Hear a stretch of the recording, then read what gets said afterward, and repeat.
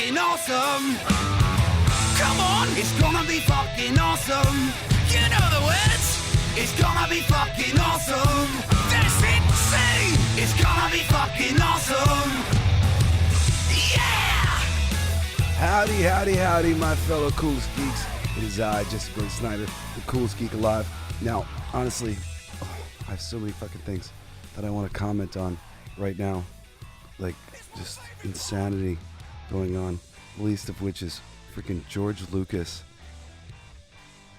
Judasing himself on behalf of Bob Iger and what's been going on with his company. I'll just say briefly, because I'm going to talk, I think, about just a lot of things. Maybe on next week's show, do a little collection of like all the shit that's been going on, because it's like, it's kind of nutty. Some of the ridiculous doubling down that's happening in Hollywood as the audience repudiates the thing. Look, I've always been about the audience. I'm a people pleaser. So for me, there was things that pleased me and, you know, that I liked and made me feel like I wasn't alone. And that was a big thing. You know, I always felt very like alone in the world. And the Muppets for me was a huge one. And comedy films were huge for me. I watched tons of comedy films. And The Princess Bride was my favorite movie of all time. And is my favorite movie of all time. And I got turned on to the fact that there was a book after my dad read it, and he loved it, and he said, "You should read this book. You'll love it." And I was at that age, you know, I'd struggled with reading because I had an overfocus problem, and when I would like sit and read, my eyes would start to water and stuff, like because I was like trying too hard or something. So I got like some glasses to correct it for a little while, but I wasn't like super into reading. But when I read The Princess Bride, I was just like, yes, this is so much better than the movie. And this like proves the value of books to me. So I started reading a lot more after that. And the first thing that I read, and I'll say admittedly, I don't remember so much of this stuff, except for some of the things that I read twice. But I went out and I bought like, I don't know, almost a dozen William Goldman books. And I read, I don't know, at least like 8 of them. But maybe of that 8, I didn't finish 2 of them or something like that. You know, like I was like, never quite went back to them. And I had a fire and I lost my book. So even things that I was holding on to that I was going to read eventually, like I still had some of these books that I had picked up by him, because I was, you know, looking, I trusted him as a writer, and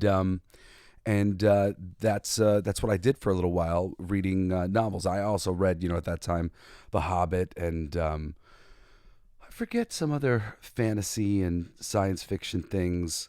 I'm trying to think if I've read those now, like, say, because recently I'd loaded up my what do you call it, tablet, with a whole bunch of classics that I always wanted to read, and but I just kind of kept reading Treasure Island. I still haven't finished it because I really like it. Treasure Island's really good, and I kept rereading it because I was like, oh, well, whatever. I'll start from the beginning because it's not like super long. And I started reading the Christmas George Dickens' A Christmas Carol at Christmas, but I haven't finished that either. I'm the worst with novels. That's why I read comics, because I can finish a comic. And I feel like, generally speaking, good comic book writers, you know, like there's a beginning, middle, and end, so you get like some sort of story, and then like, you know, I don't have to remember everything if I don't come back to it like immediately, because I forget. I just absorb so much information. It's amazing the stuff that I remember, and then the stuff that I struggle with, like titles and different things. But like I'll remember like a ton of different ridiculous actors' names and like all these teams that all these characters have been on and whatnot. It's stupid. My memory is like really selective. Well, anyway, these were some of the earliest bits of like fiction that I read. I really consider William Goldman my teacher as a writer.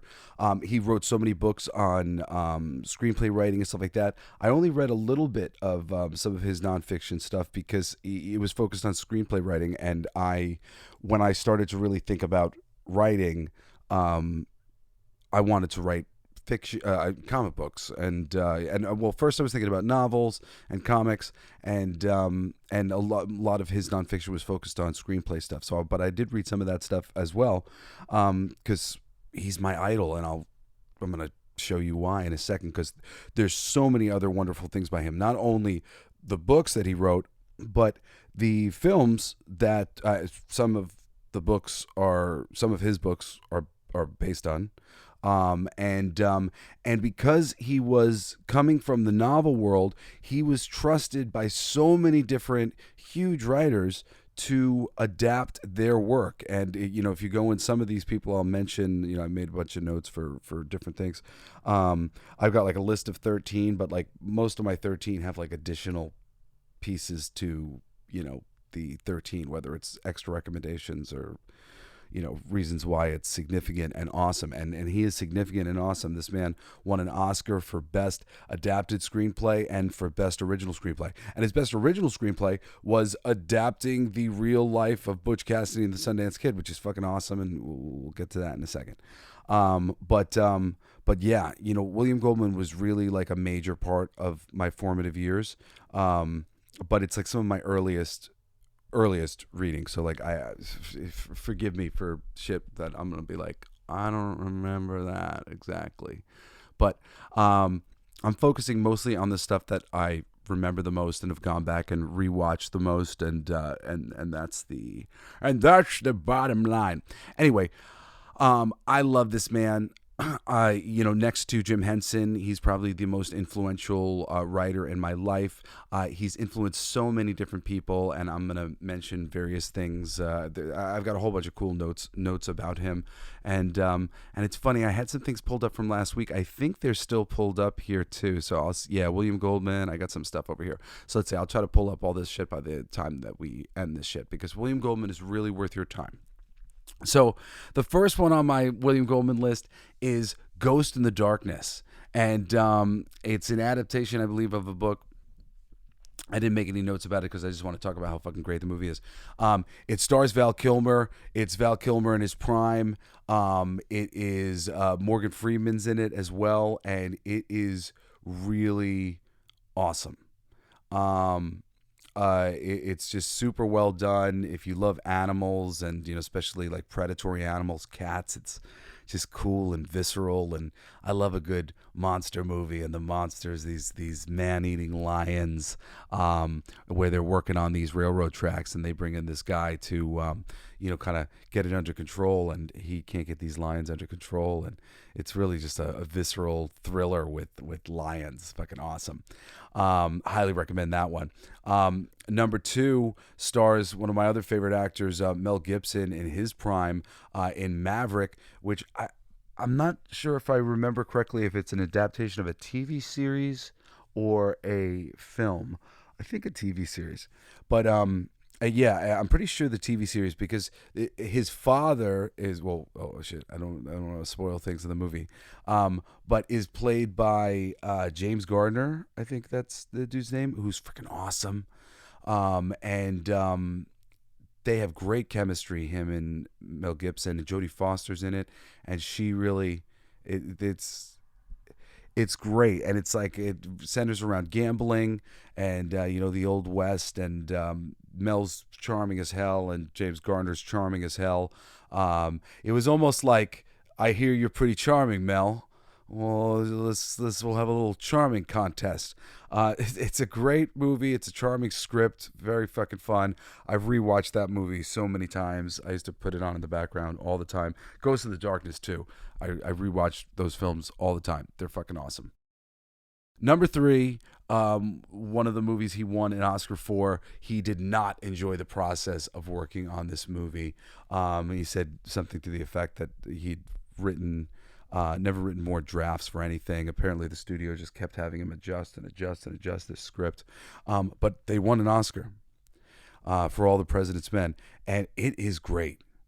It stars Robert Redford and Dustin Hoffman, and you'll see you can follow a chain of great actors in so many of the movies that he makes. I got introduced to Robert Redford through the work of William Goldman, and I love Robert Redford. Really enjoy all sorts of Robert Redford movies. He's awesome, and better than Robert Redford is Paul Newman. Oh God, I love Paul Newman. He's my gay crush. Like, I'm not, not that, just, but I love him. I'll watch any Paul Newman movie. I think he's so cool and so charming. And he's also a good dude. Got into racing cars later in his life, and the Newman's own charity. That's a charitable. When you buy that salad dressing, it's a charity. It goes to good cause, and he really did good things in his life. Like that guy, so him, as actor in so many of these movies, he did a lot of William Goldman movies. And Dustin Hoffman as well, as you'll see. So All the President's Men. You know what? I don't want to. I'm gonna go vague with it because I don't remember the exact details of it, and I think I've only watched it twice, even though it's awesome. But it's a real life movie, and I tend to, kind of have my takeaways from those things, and maybe I'll go back at a certain time and watch it again. But it was when I was younger that I was like, these were some of my early cinephile films, watching these things. So it's a little far back for me. But All the President's Men is essentially about these two newspaper guys exposing a story. And I don't remember if it was freaking Watergate or it might have been Watergate. But it's great. And Dustin Hoffman and Robert Redford are awesome together. The way the pacing of it and just the suspense of it and the way it's told, it's really, really awesome. A movie worth checking out. Oscar-winning Best Adapted Screenplay. And we talk about good adaptation all the time. And William Goldman was often adapting things that were said to be unadaptable, and they would bring him in, and he would read the book, and then he would go, all right, here's my adaptation. And people love that stuff so much that they would work with him again, as you'll see.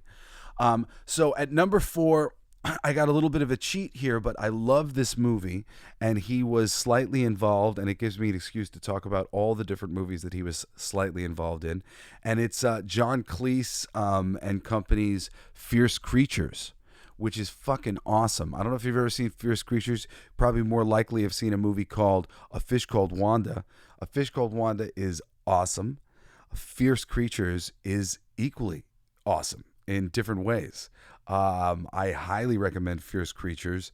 It's very, very funny, and stars a lot of the original Python members in great roles, and basically takes place at a zoo with a new head zookeeper person who gets brought in to get things under control. And I forget what exactly is going wrong. I think Kevin Kline's in it in a part. I love Kevin Kline. In a part. If you've ever seen In and Out with Kevin Kline, that's a funny movie. Watch In and Out. That's funny. Extra homework assignment. Watch In and Out with Kevin Kline. Kevin Kline's awesome. And you love Kevin Kline if you've seen A Fish Called Wanda. And he's got a part in here, and I think he plays both the young idiot's son and the old man who are trying to basically destroy the zoo in one way or another. But John Cleese is trying to fix the zoo because that's what he's been hired to do, kind of thing. But it is very funny, and I can't remember some of the premises. Oh yeah, well, all these rumors begin to get started about him because of all these various situations that keep being happening, where he's walking out of places with animals and women, and and people are starting to presume all these things, and it's going badly for that reason, but it's also going well for that reason. There's some real, it's great, good movie. So Fierce Creatures, he was consulting on, and then on consulting could be a lot of things. He talked at length about consulting on Good Will Hunting with Matt Damon and Ben Affleck, and he dissed the movie a little bit, like a couple aspects. He's like, I wouldn't have written this and I wouldn't have written that, because they were trying to credit the movie to him. They were trying to take the credit away from them, and he basically said, they're just trying to take away the credit from these handsome guys, But he's like, if they wanted to keep writing, like, they'd be great, and like they are great, and they are great. Ben Affleck has demonstrated he's very talented. And Matt Damon's deeply talented as an actor, but I think Ben's really demonstrated some depth beyond that. I think he's written some more things too. Amongst William Goldman's consulting and uncredited work, and you can go sort this out if you want to investigate him further, and you should if you're interested as a writer. He's really a good person to study. He did consulting and uncredited work on Twins with Arnold Schwarzenegger and Danny DeVito, A Few Good Men with Jack Nicholson and Tom Cruise and Demi Moore, Papillon. I forget who's in that movie, but it's a great war movie. Extreme Measures, which was based on Michael Palmer's book, and Aaron Sorkin's Malice. Aaron Sorkin's a great writer. Last Action Hero as well, which movie sucks, but it's true. Moving on to number 5, there's a movie called The Hot Rocks. Hot Rocks is great. It's just a comedy heist movie. Kind of, some Ocean's 11 vibes. Robert Redford's in it. There's an old school cast of a lot of good actors, good comedic actors that whose names I wouldn't know off the top of my head. I can see their faces in my mind, but they're kind of just like of their time. But it's great. It's a really great movie. Like I said, The Hot Rocks has introduced me to Robert Redford, and I've never got around to seeing it, but there's a movie that I've been dying to see called The Great Waldo Pepper that is also written by William Goldman and stars Robert Redford. I almost have watched it multiple times. It like starts off really like sleepy, so a couple times I put it on, I was like, I just kind of fell asleep, and then like it disappeared from streaming or whatever, but I've been meaning to watch it. And apparently William Goldman also did some consulting work on Indecent Proposal, which was another Robert Redford movie.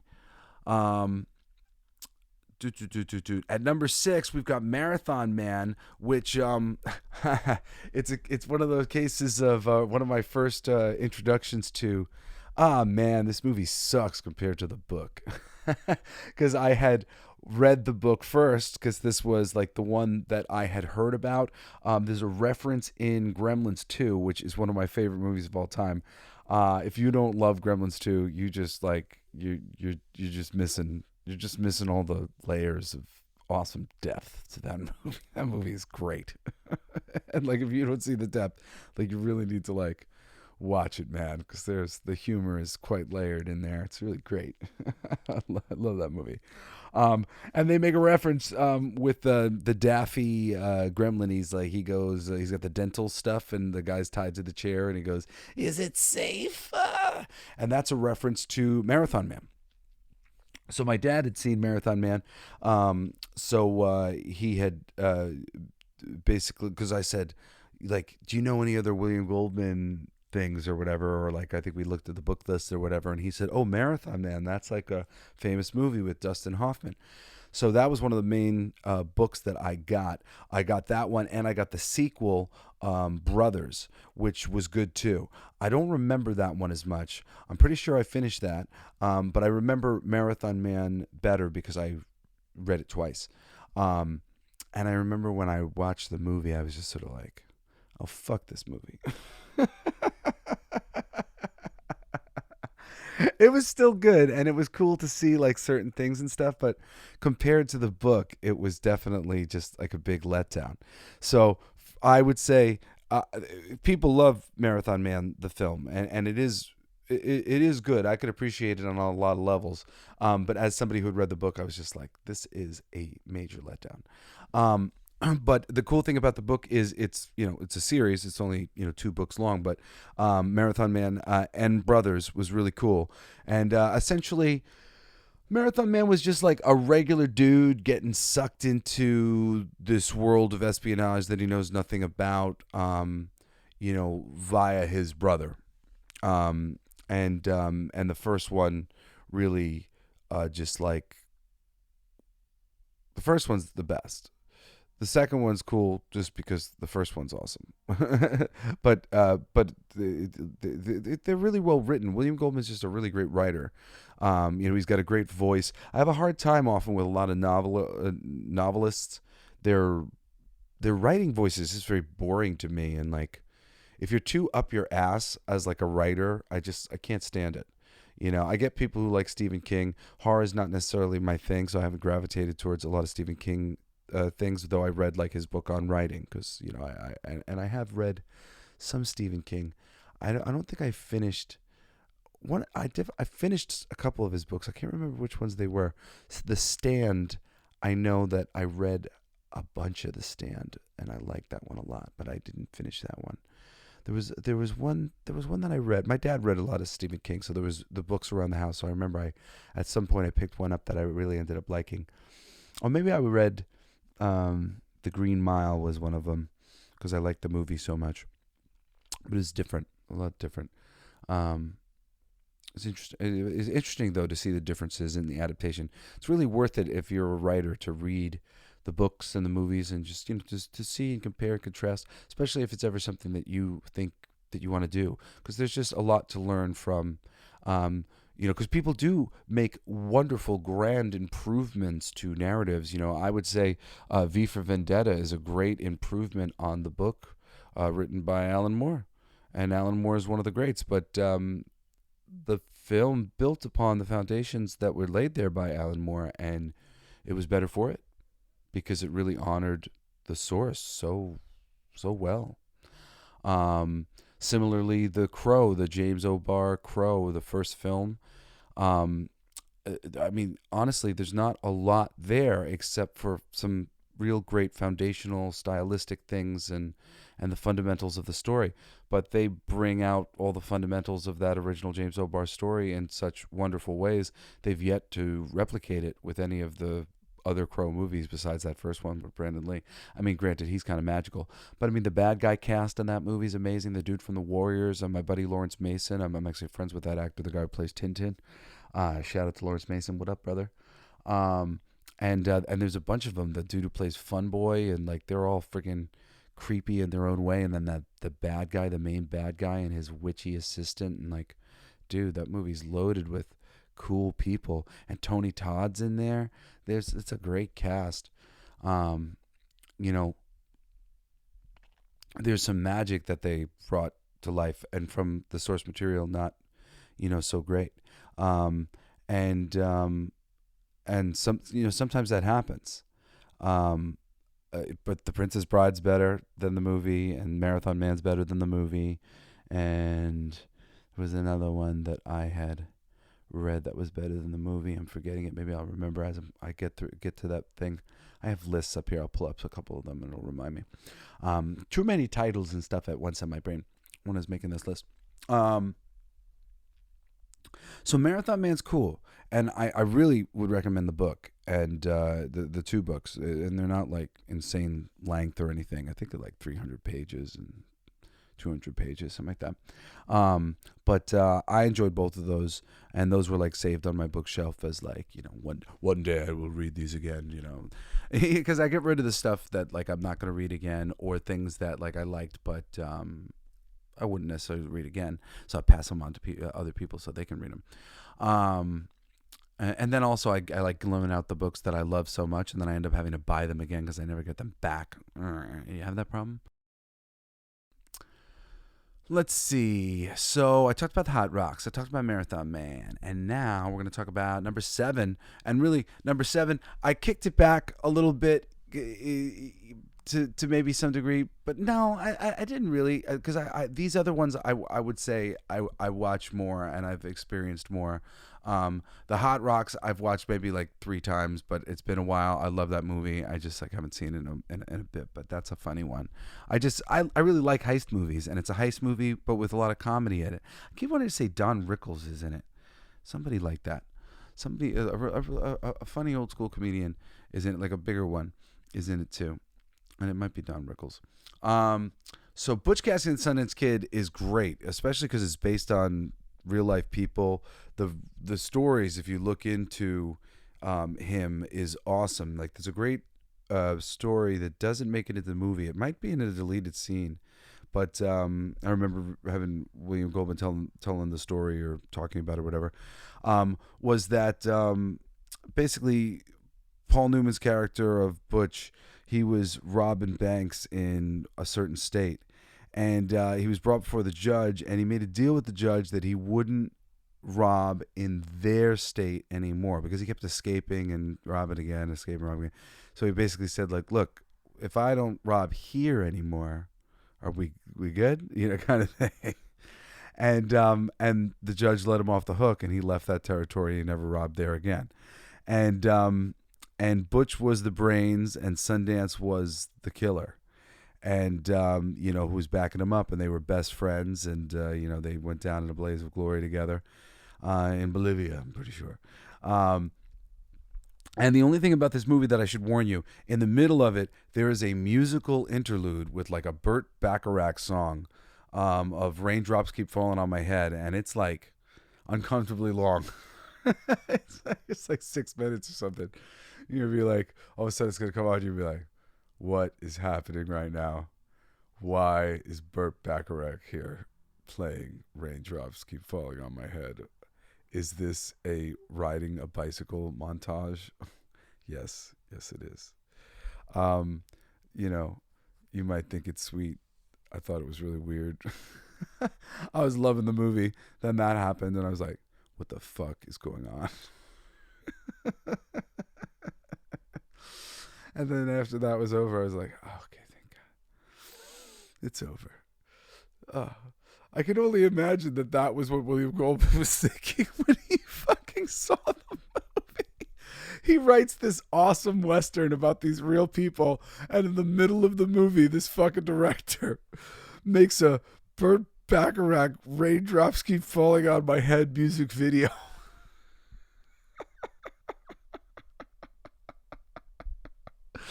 It's really funny. You'll be laughing now when you watch it. It's so funny. And for this, they cut out the scene where he makes the deal with the judge and other great real life Butch Cassidy moments. The fucking hacks. I bet William Goldman was not happy about that shit. I wonder if there's any quotes. I've never seen a quote. Maybe he decided to be diplomatic about that one because he did win an Oscar. Of course, Butch Cassidy and the Sundance Kid won an Oscar for Best Original Screenplay. It's well deserved. The movie's great. It's just that scene in the middle is just like hysterical. All right, number 8, we got A Bridge Too Far, which has a crazy cast, and I mean, William Goldman had a crazy cast from most of his movies. I mean, it's just like from the very first movie that he ever did, which I've never gotten around to seeing this one. I always wanted to watch it based on one of his books, I'm pretty sure. Soldier in the Rain, which starred Jackie Gleason and Steve McQueen. So, like, I mean, he really, like, is like, there's so many great actors in some of the movies that you're tied to. Like, you're in for a treat. Like dude has made great movies and, like, with great people. So Bridge Too Far is great. It's a war movie. I remember how I used to explain to people that I learned about World War II from watching Patton and A Bridge Too Far, because if I'm remembering correctly, Patton was sort of diverted by the U.S. military to kind of do something useless, seemingly useless, because the Germans thought for sure that we would send Patton, our best general, to do, you know, whatever the Americans were going to do. They were going to do it with Patton. So basically they were like double teaming Patton. If you're an athlete, you know, like, make sure Patton, we got Patton. So all eyes were on Patton. And then they had this other squad, while all eyes were on Patton, go and do this other mission that was really the mission to save the day and end the war, you know, because actually, like, if you don't know this, and it's unfortunate, the war was over by the time we dropped the bombs on Nagasaki and Hiroshima. The Japanese had surrendered days earlier, and the Germans had surrendered with this Bridge Too Far maneuver. And so it's cool way to learn about history. And this movie is just loaded with like every fucking actor of the day from the 70s and the 60s and the 50s. So if that's anything that is cool for you, like you'll see like so many big actors in it. I was gonna like pull it up and make a list, but I'm just like there's so much for me to talk about. There's no need for me to like name everybody, but there's tons. I'm pretty sure Rob Redford is one of the people in there with a little cameo. What did I write? Crazy Cast. His career started with okay. All right. At number 9, there's a great book that I had read, and I don't really remember it. But I read this. I remember was one of the ones that I read by him. It was cool. It was called Heat. And I haven't gotten around to watching the new one, but I'd watched the Burt Reynolds version of Heat. I don't remember it very well. It's like a really early one for me, and I didn't watch it again. I didn't like it as much as Marathon Man or whatever, but it was cool. I was trying to remember what the basic premise of Heat was. It was a card thing, and the dude was like a bodyguard, getting into trouble in Vegas. And they made a remake now with Jason Statham called Wild Card, which I want to watch because everything that I've ever watched by William Goldman was great. But I'm somebody who's like always moving forward and like the things I remember. So like it was good. I remember the book being good, and I remember the Burt Reynolds movie being good. But I haven't watched the Jason Statham one, so I would recommend that one. Then at number 10, you've got Misery. If you've never watched that, she's got Kathy Bates has got the guy locked in the bed, and it's just a classic. It's based on Stephen King's book. I think that was one of the books I read from my dad's library, and it's a really great adaptation. This was considered something that was non-adaptable for a really long time. You see that said, and like it's like one of the popular things that comes up over and over again when you're reading about William Goldman. There's so many things like in comics all the time. That's the thing. It's like you can't adapt this, and clearly anything can be adapted. That movie did really well. I don't know if that won any awards, but very acclaimed film, Misery. If you've never seen Misery, you should really check it out. Basically like a fan of this person kidnaps him and has him chained to a bed, and it's awesome. Great performances all around, and the what's the word? The satisfaction, I guess, that you would say that Stephen King felt for William Goldman's adaptation of Misery led to them having a lifelong friendship, led to him having getting name dropped a whole bunch of times in a great funny way in the back of the extra chapter of The Princess Bride, which is awesome. He just kind of uses him as a character in this wild fake world that he's created of, the book not being written by him and being written by S. Morgenstern, having to deal with the Morgenstern estate and Stephen King being a better option. They're going to Stephen King instead. Very, very funny, tongue-in-cheek kind of shit. It's funny that I just read recently again. Sorry. I've been sick. This like past week, so I've been just like a little bit like slow. So forgive me if I'm like I keep like I gotta like gather myself, and my brain's not here today. But this is why I made myself a whole bunch of notes today. This is why we do these things. So anyway, Stephen King brought him back multiple times, and not that these were necessarily my favorite, but he did adaptation of Hearts of Atlantis, which was okay, and he did adaptation of Dreamcatcher, which I really didn't like Dreamcatcher, but whatever. I wouldn't recommend that one, but Misery's great. And some uncredited work on Dolores Claiborne, which I never saw that one. But really, Misery's the one that is worth seeing. I saw it a long time ago now when I was a kid, but I think I watched it with my parents, and it's like I don't like those movies that make you like so uncomfortable. This is very effective. It's a very good movie. I mean, like it's like you go like that was very good. That movie made me feel things that I don't like feeling. And if you've never seen the original Misery. I think is with James Caan. Is he the actor? That's the main the male the character. Like I said, I'm fucking cloudy today. All right, so at number 11, I had to put in a mention for Stepford Wives. I've watched Stepford Wives again a long time ago. It's a creepy movie. It's based on a book, and it's very effective. But it's one of those movies that again made me feel very creepy. I'm not a big horror guy, so like I reluctantly like read these things. Like I never watched the Magic movie that we're going to talk about in a second, but I did read the book, and the book's really good. But I'm not like generally a big horror guy. So like a lot of the movies like creep me out, and like I only watched a lot of these once in my life because they were creepy to me.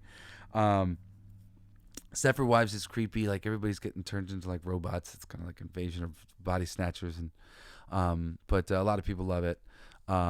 It's a classic, so I put it on the list, and I've seen it. It's good. I'm not like shit talking it. But there's other horror thrillers that he's won the Edgar Allan Poe Award for.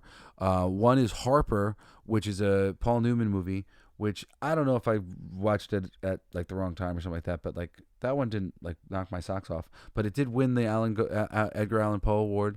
I love Paul Newman, so maybe give that guy a chance, because I feel like I want to watch it again, because I don't fucking remember it, but I don't remember loving it. And when I saw that it had won an award, I was like, oh, I watched that. I don't remember thinking it was great. And Magic I haven't watched. There's a movie version of it. I really loved the Magic book. It's about like a creepy a dummy, a puppet, and I like puppets, and I don't want to get all the fucking like details wrong or whatever, but basically it was just like, it was like a possessed doll, and like, influence, and like, your friends can influence you and shit, and like it was good as creepy. I always felt similar because of the book, because of Magic. The ventriloquist in Batman the Animated Series, I always liked that character similarly. I think I like imprinted some of the things from Magic onto the ventriloquist, so that was cool. Just because it was like there was a whole book read about kind of somebody who was like under the same spell, possessed of this fucked up this fucked up dummy that was telling him to do all these terrible things. Magic was cool. Like I said, I've only read the book though, on Magic, so like I didn't put it on the list, but I figured, like, I was trying to like condense a bunch of things down, because there's some things that I watched but I wasn't necessarily a huge fan of, but I figured like I could mention them under some circumstances because they're adaptations and different things. And then there were things that I really liked, and Stepford Wives is like considered like a really big deal, but like Magic I don't feel like is like really well known. And when I saw that it was running Edgar Allan Poe Award, I gotta watch it, especially now that I don't really remember the book very well. I'm sure I'll be like, oh yes, of any little thing that reminds me of the book.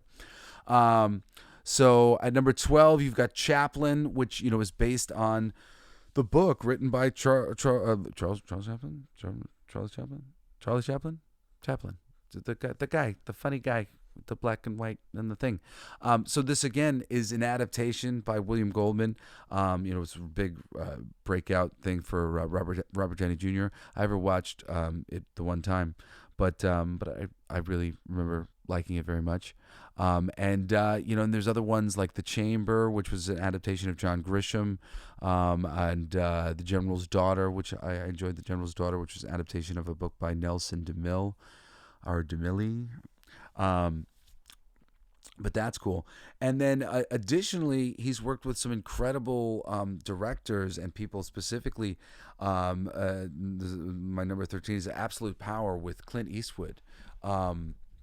Clint's awesome. He's such a great filmmaker. Clint has such a great body of work, and Absolute Power is a great movie as well. I realized that they did Memoirs of an Invisible Man with John Carpenter, and I saw that on some lists as a recommend, and I was kind of blown away that I hadn't put those things together, that I hadn't realized it was a John Carpenter movie, and given it a chance.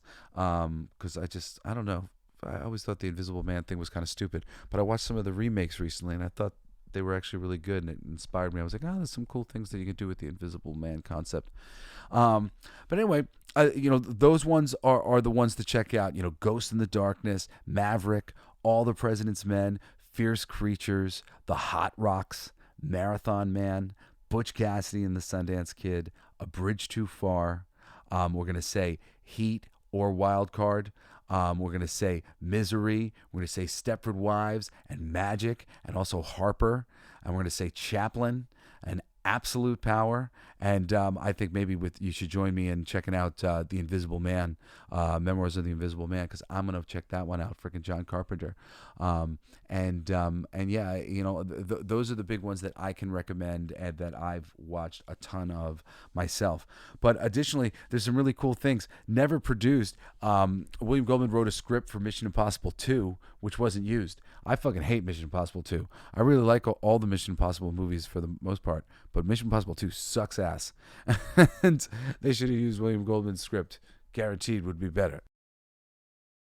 And then also, William Goldman did an adaptation of Shazam in 2003, based on the Captain Marvel comic books, and I bet he would have done a great job at that. And I really might seek out a script online and see if I can find it, because I think that would be really cool.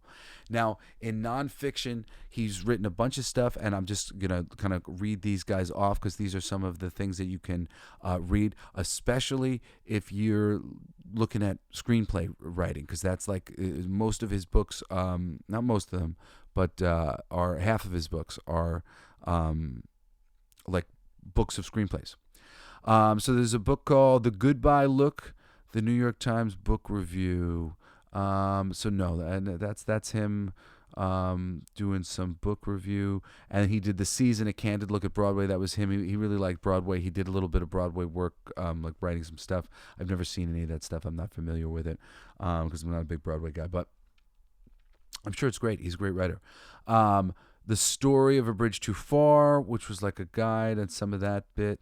I'm sure there's there was a lot of research and stuff that went into writing that book. And okay, Adventures in the Screen Trade. This was one of the books that I read. Adventures in the Screen Trade: A Personal View of Hollywood and Screenwriting, and Which Lie Did I Tell? More Adventures in the Screen Trade. I think I read actually Which Lie Did I Tell? More Adventures in the Screen Trade. And this is just so many practical stories about working in Hollywood kind of stuff. This is one of the reasons why I moved on to other writing things, books that I would recommend for writing if you're not a screenplay person. Is well, you know what? I'm just going to focus on the one.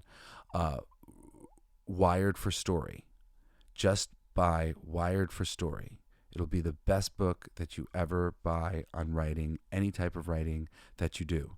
But screenplay writing, if you are doing specific screenplay writing, I do think that William Goldman stuff really does still hold up, and especially the screenplays. The other one that I read from him was... Yeah. It was 4 screenplays: Marathon Man, Butch Cassidy and the Sundance Kid, The Princess Bride, and Misery, with an essay on each. Marathon Man, I'd read the books. I'd read because he did his own adaptation of these works as well. So these are really good things to learn from. Well, for me especially, because I was very familiar with Marathon Man. I was very familiar with The Princess Bride. Butch Cassidy and the Sundance Kid was something that he was taking from the real world and adapting. So, he's got an essay on, adapting that stuff, and then seeing the screenplay, and then seeing what's on screen, whatever.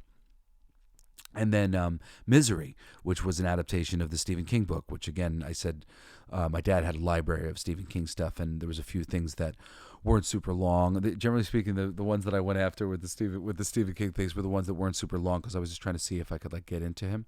And that was why I never finished The Stand. I wasn't super into Stephen King, but I liked him. And I did read a few things. And Misery, again, was another one to compare and contrast, like, the differences of the thing.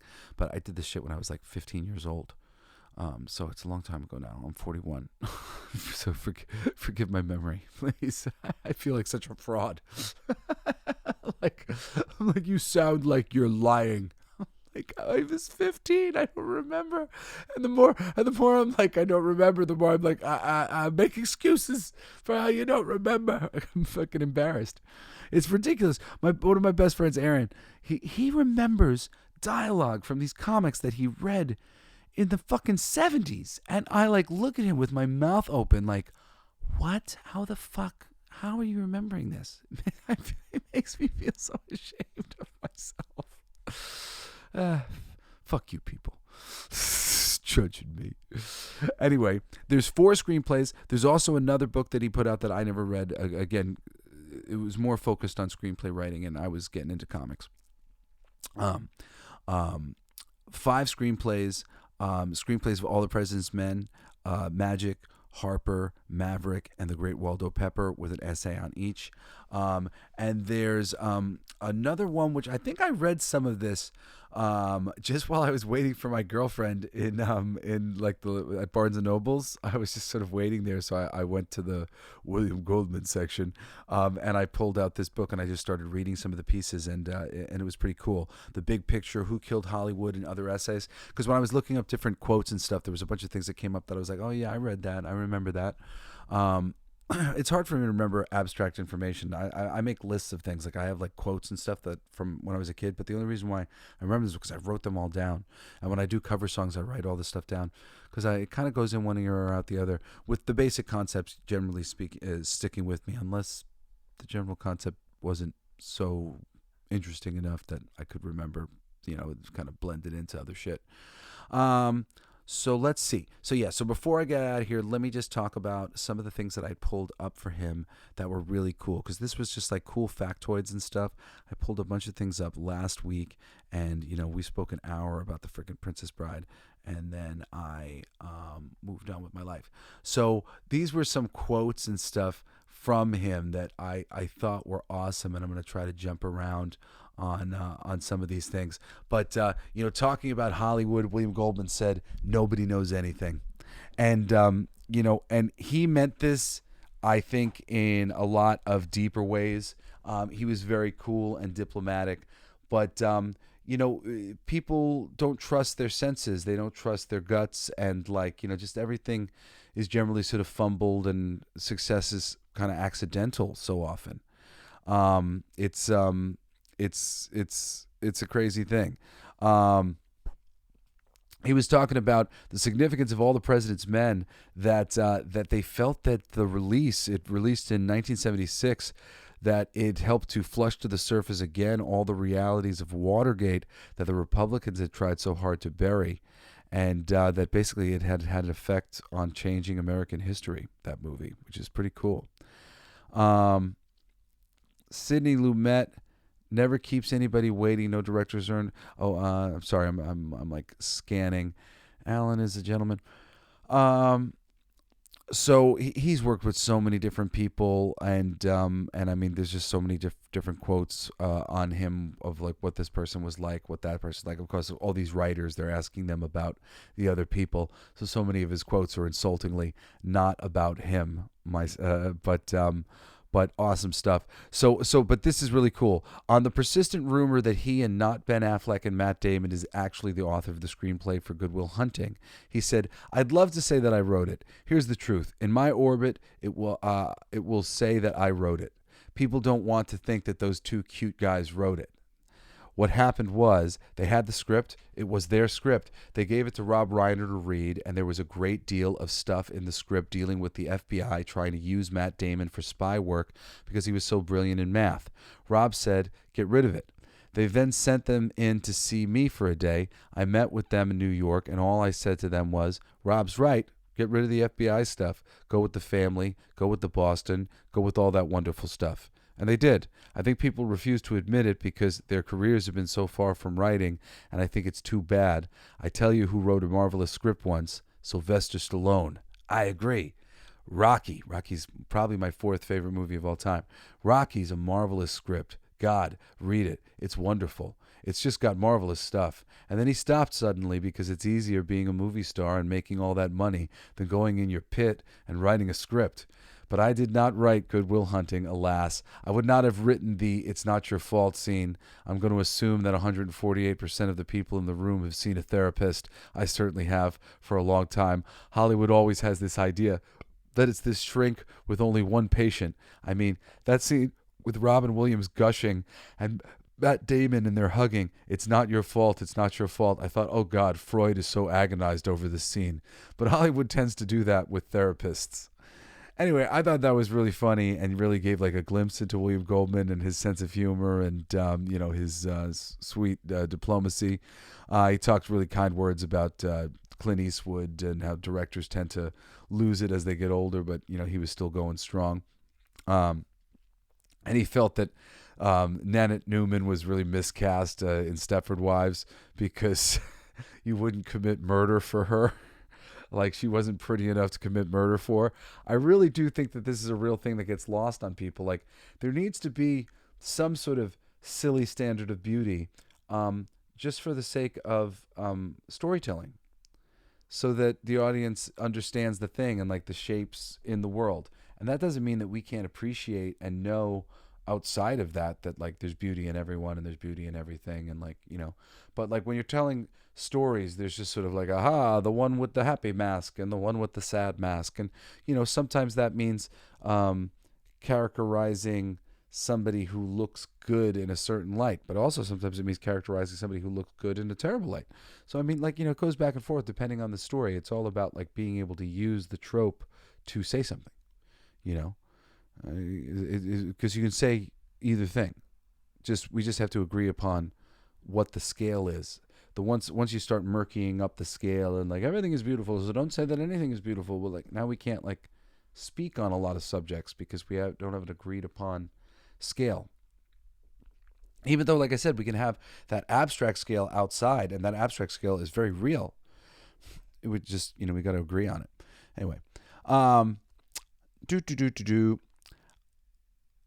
make a point of never reading anything I've written in rewrites. And this is a knock at the studios and the fucking notes that he gets and like all that. And I've had my editor, speaking on Aaron Sparrow again, Aaron come back to me with rewrites for a script when we were working on the Muppets. And I literally said, I can't do it. You need to bring somebody else in to do it because it would break my heart to do it. So like, and if I had to do it, I would never read any of that shit ever again. Like the notes, and it was just stupid. They were terrible notes. On directors, he says, even though we all know from the media's portrayal of them that they're men and women of wisdom and artistic vision, masters of the subtle use of symbolism, are more often than not a bunch of insecure assholes.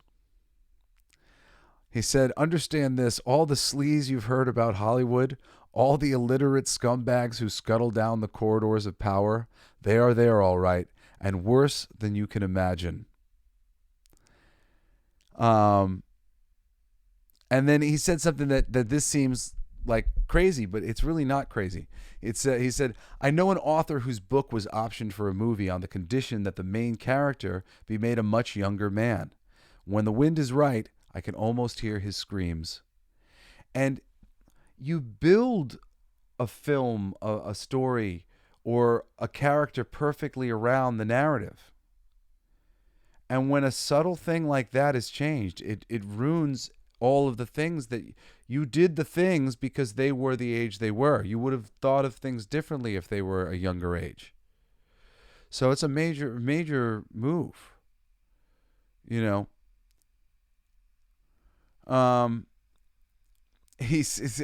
just so many good ones here. He says, some screenplays are like Jacob Marley, dead to begin with. Many more, however, are recommended or passed on within the first 15 to 20 pages. By then, a typical story analyst, script reader, or studio exec will either be hooked or bored. If he's hooked, hallelujah. If he's bored, then Houston, we have a very serious problem. He's talking about the importance when it comes to, if you really want to work in Hollywood and write movies, that your screenplay better capture people's attention in the first 15 to 20 pages or your goose is cooked. And that's very true. And that, like, this is why I say eternal wisdom is eternal wisdom. And if you're trying to work in Hollywood, I'm sure all of the wisdoms that are there will hold up. Hollywood's never been my pursuit, so a lot of this stuff I dropped out of my brain. But I applied all of the storytelling knowledge. And you do the same thing in a comic, and there is the same thing to do in a comic book script. If I'm writing a script, I want to make sure I get them in the first few pages, and that my editor, who I've submitted the script to or whatever, is interested and going to read it. Granted, usually in comics, once you're being hired on the back of previous work that you did, and it builds from there. But the very first time I did something, I had to hand in a script, and granted, it was a 7-page script for Marvel Comics Presents. And that had to be good, and and then it built from there. My career on the strength of other things that I had written. And it's hard. It's very hard to get people to read your stuff. So it's really a good thing to make sure that first 15 pages. Really, I just try to fucking get shit going as fast as possible. I learned from Shakespeare: start with a fight.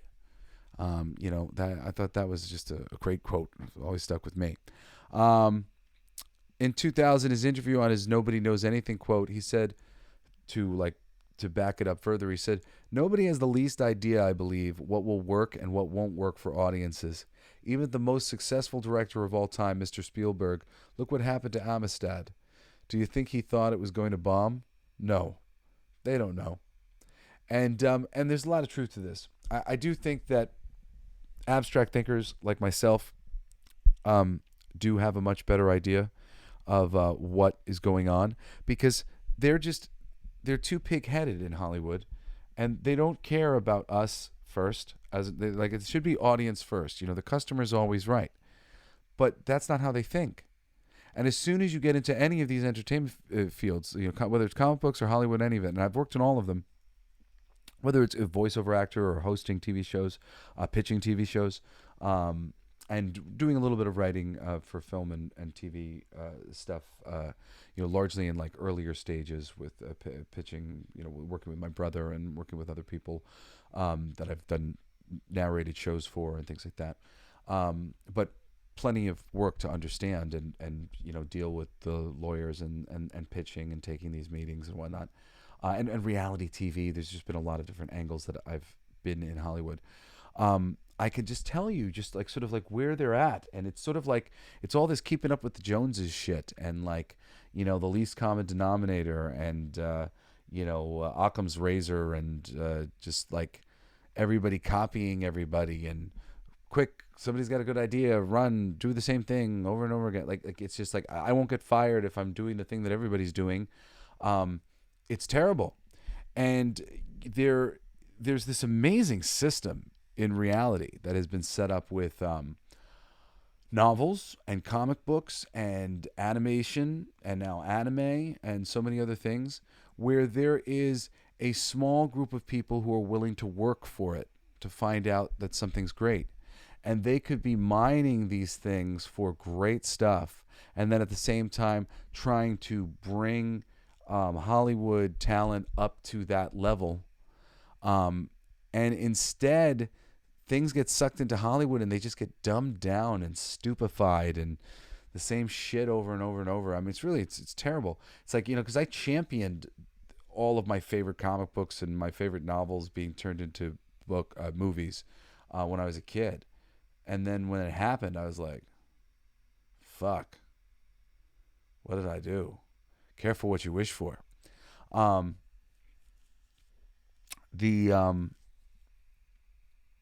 It's a shame.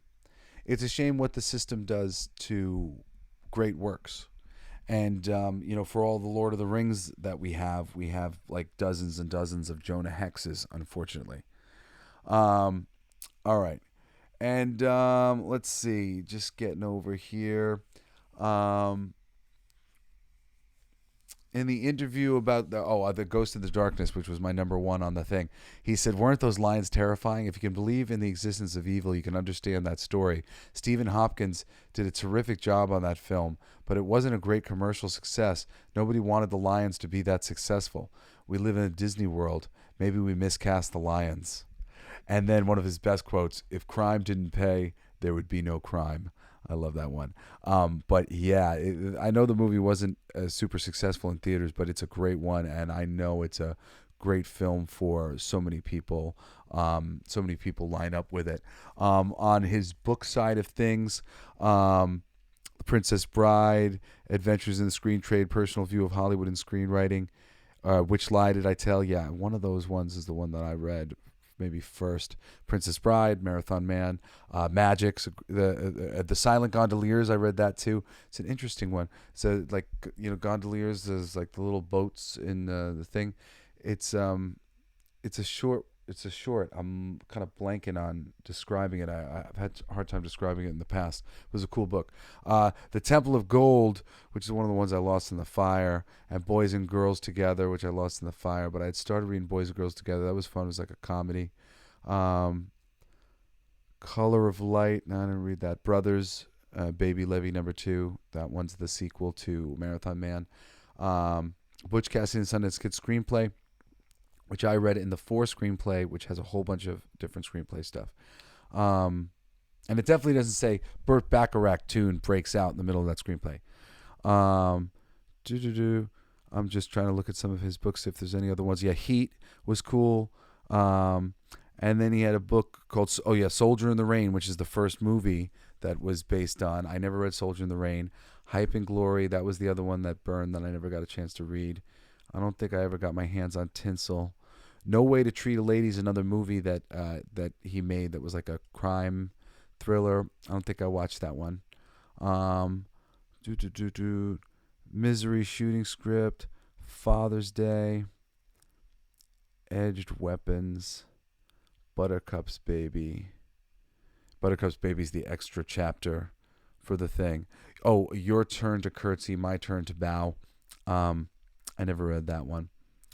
I think I had switched over to more comic book reading by the time I was finishing Silent Gondolier, which was like a more recent thing that he had read.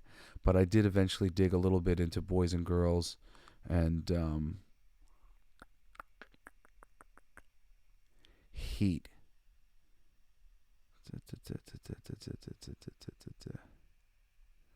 All right. So then I got one last page open up with William Goldman. And like, there was just like, it's novels and it was books and stuff. So I was like, how am I supposed to prepare for this? But at the same time, I don't know. I should have watched, like, I couldn't find, when I was trying to look for stuff, like to reminder stuff, like I couldn't find like a lot of lists and things for him. So I had to kind of go through and remind myself just based on titles and shit. And like, seriously, like, most of this shit I read and watched when I was 15, 16 years old. So let's see. Oh, well, this is just like his Wikipedia. There was some cool stuff in here that I wanted to read. One of the things was just his self-appraisal. He was talking about, and I mean, this is maybe one of my favorite things about him, because one of my favorite things about fiction is like revenge stories. Love a great revenge story. And one of the other things, though, is, sort of like really putting your characters through the paces. And William Goldman does both of those really well, and he talks about the second one here elegantly. He says, someone pointed out to me that the most sympathetic characters in my book always died miserably. I didn't consciously know I was doing that. I didn't wake up each morning and think, today I think I'll make a really terrific guy so I can kill him. It just worked out that way. I haven't written a novel in over a decade, and someone very wise suggested that I might have stopped writing novels because my rage was gone. It's possible. All this doesn't mean a hell of a lot, except probably there's a reason I was the guy who gave Babe over to Schnell in the Is It Safe scene, and that I was the guy who put Wesley into the machine. And it's reference to Marathon Man, the first one. I think I have a way with pain. When I come to that kind of sequence, I have a certain confidence that I can make it play because I come from such a dark corner. And he said also, I don't like my writing. I wrote a movie called Butch Cassidy and the Sundance Kid, and I wrote a novel called The Princess Bride. And those are the only two things I've ever written that I'm proud of, that I can look at without humiliation. And oh man, I feel that's so strong. There's only one thing that I've ever done that I consider perfect. And maybe I will when King of Kings is all done, because I've put the time in for that. And I feel like if it's all executed right, maybe I'll feel like it came out perfectly. Or rather, I think the only way I'll feel like King of Kings was perfect is if people receive it perfectly. But Blacklight District really was perfect. It came out perfect. And like, I feel that way about it. Like, I think it's great. I think it's just perfect. And a lot of it's perfect because I didn't get in the way of like the great people who were working with me, like Jason Pearson or Phil Hester. I just sort of was a perfect amount of energy to help make it great. And I'm so proud of how wonderful it came out and how wonderful the music came out with Will Knox as the producer. But in general, most everything that I do, I'm like disappointed in the end result in one way or another for one reason or another. And it's I think it's just sort of a classic perfectionist artist thing, and something that like we can all understand. And that thing with, the making people feel the pain. I realize that like if you're going to kill somebody, make them as lovable and real as possible, even if they're a bastard. Make people understand and give them a reason to love them, see how they became that way. Because everybody who dies, everybody who suffers is lovable. So like, you have to. And if, it's like really you should be doing that for all your characters at all times. So the threat is real whenever a danger manifests. You want to see all these people be okay. You need to make your audience like their mother, worrying about their every move. Ooh, don't get in a car. You better pay attention. You're in a car now. Sometimes in movies, in cars, bad things happen. You need to keep people like honest and nervous. So, I want to tell one last story about William Goldman because I just find it to be very funny. I am the biggest William Goldman fan on planet Earth. I'm a comic book writer. I was getting very frustrated for a long time with the mainstream comic book companies and just all these balls that they would drop. I would really like set things up like for them to like just succeed.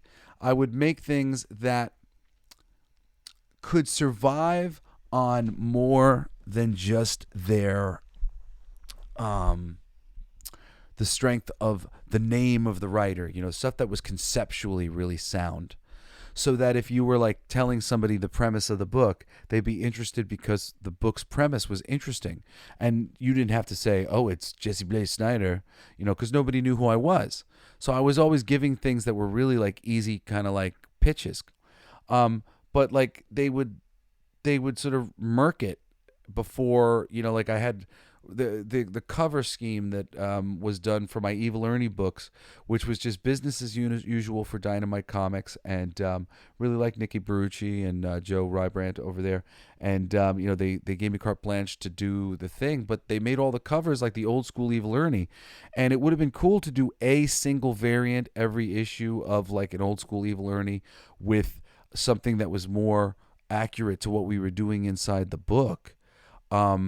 And to do to do special covers like with like get your comic book store manager's severed head drawn onto the book. There were some things that we really wanted to do that were outside of the box, and they didn't do any of those things, and it just like was very business as usual, and it was a false sell because it was telling people that the book was going to look like old school Chaos Comics. So when they went to go open it, it was a different thing, and that I really believe hurt people's enjoyment of the story. There were so many things, the Muppets, they gave us all these ridiculous notes. We had to add jokes to the book, which slowed down the pace of the book. We added a bunch of jokes that weren't good because, sometimes there's jokes, sometimes there's nothing funny to say. And we were just having to make up stupid jokes. A joke in every panel was the note that we got. They destroyed my fucking book. Similar things with the Toy Story. We got off to a great start with The Return of Buzz Lightyear, our first story arc. By the time issue 3 came out, we had to completely rewrite issue 4, which was late, and like make changes to issue 4 because of problems with legal. And then we had to scrap the great story that I was working on called Toy versus Machine, which was a really cool classic like John Henry versus the steam engine kind of story with toys versus video games. It was awesome. And I had to scrap it, and I had to adapt some bullcrap from some like children's book that they had released. It was awful. It was such boring writing too. And Disney wanted to hire me to write more stuff for them because I was good at doing the voices for the characters. But basically, I wouldn't have much choice over the stories themselves.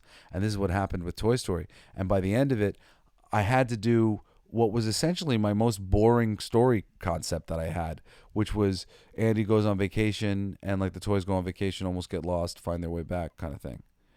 And I mean, it was like fun, but it was like a cartoon episode or something. It was like, it wasn't like a Toy Story film. It didn't matter. The Return of Buzz Lightyear is really great. I really, you'd like it if you're a Toy Story fan. And the story that I was working on afterwards, that I was 2 issues into, Toy versus Machine. It was going to be my masterpiece. It was so great.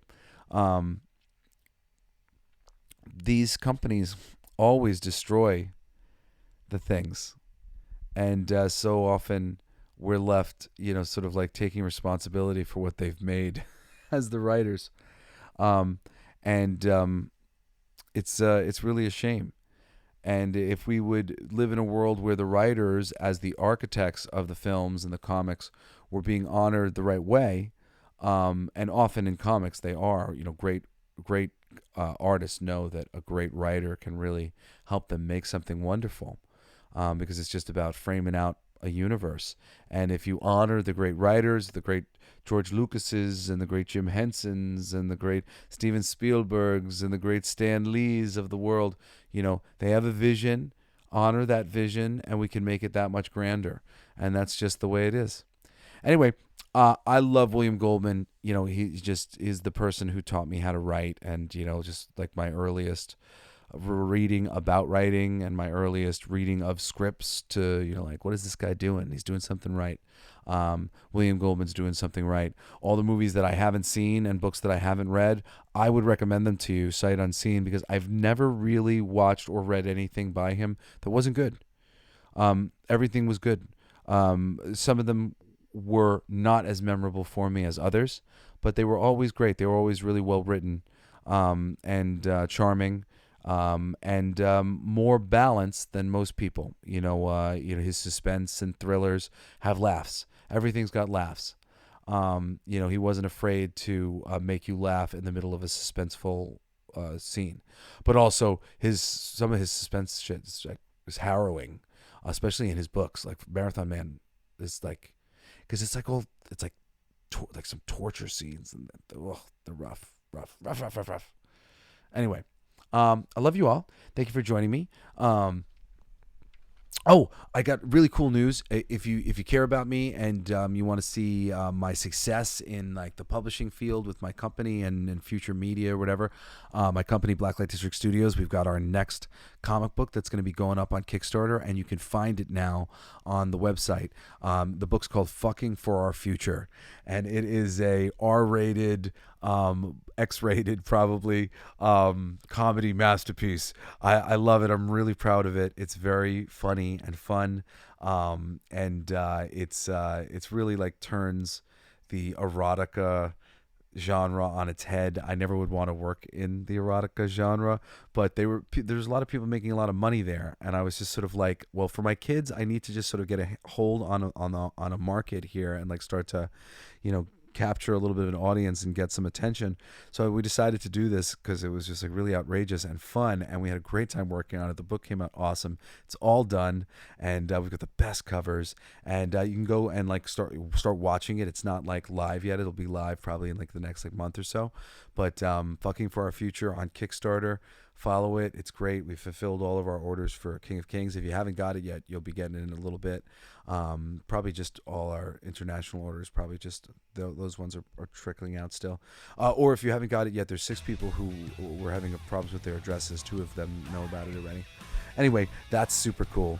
And I do my show on Monday. All Your Favorite Bands Suck. I forget who I did this week. Oh, I did Howard Ashman. Howard Ashman, writer of Little Shop of Horrors, my favorite play of all time. Writer of Little Mermaid and Beauty and the Beast and Aladdin. Writer of the music. Awesome musician. I don't know who I'm going to be doing this week. We'll see. But you can join me this Saturday for another episode of Coolest Geek Alive. And again, this coming Saturday, Wednesday. What is this? See, I'm too sick to be doing a fucking show today. See, I just can't fucking think. Yeah, I'm an idiot. Stop listening to me. Stop looking at me. I love you guys. What am I saying? I'm saying that the show is over. Go away. And I'll see you next time on another fabulous episode of the Coolest Geek Alive. You've been listening to Coolest Geek Alive with me, your host, Jesse Blaze Snyder.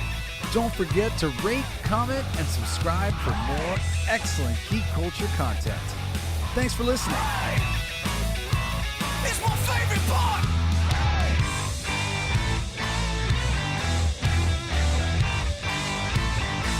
Isn't that heavy?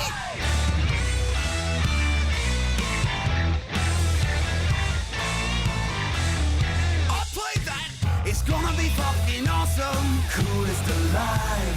It's gonna be fucking awesome. Stay with your tribe. It's gonna be fucking awesome. Revenge of the Geeks. It's gonna be fucking awesome. Week after weeks. It's gonna be fucking awesome. Laughing with you. It's gonna be fucking awesome. And crying sometimes too. It's gonna be fucking awesome. Spelling it out. It's gonna be fucking awesome. Making you shout.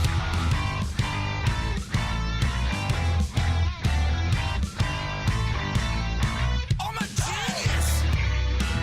I got lyrics coming out me bum for days.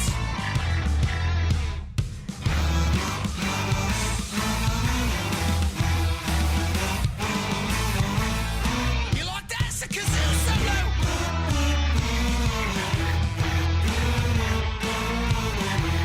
I played that too. It's gonna be fucking awesome. Talking some shit. It's gonna be fucking awesome. Living the shit. My voice is fucking awesome. Foot in our mouth. It's gonna be fucking awesome. Get in the mouth. It's gonna be fucking awesome. Tell all your friends. It's gonna be fucking awesome. Call right on text. It's gonna be fucking awesome. Raising the bar. It's gonna be fucking awesome. Straight to the stars. It's gonna be fucking awesome. It's starting soon. Straight to the top of the awesome. Passing the moon. It's gonna be fucking awesome. On with the show. It's gonna be fucking awesome. Ready, set, go. It's gonna be fucking awesome. Fucking awesome. It's gonna be fucking awesome. Just wait. You'll see. You'll all see. The podcast playground. Hooray!